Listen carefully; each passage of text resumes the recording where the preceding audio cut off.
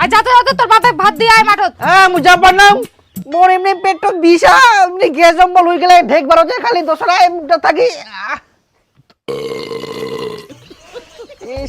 মাঠত ভাত নিয়ে যাওয়ার ভয়তে তুই নাটক করিস।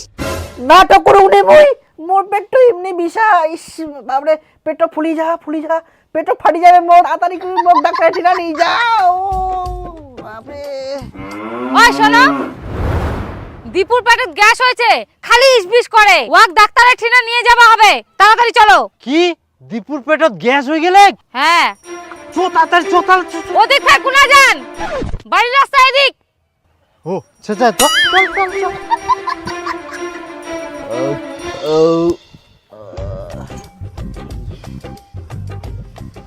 মন খালি দীপু বেটা তোর পেটত বলে গ্যাস হয়েছে, এই ট্যাঙ্কিটা ভরাই দে।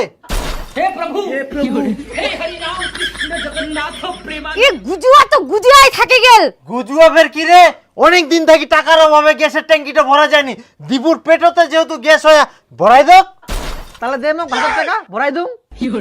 1000 টাকা? উন্নঠিনে যাইলে তো মুই 900 টাকায় ভরবা পারিম, টাকা থাকলে উনাই ভরানো হয়। তাইলে গ্যাস ভরা যাবে তাড়াতাড়ি মোক ডাক্তার ঠিনা নিয়ে যাও ও পেট ফুলি যা তাড়াতাড়ি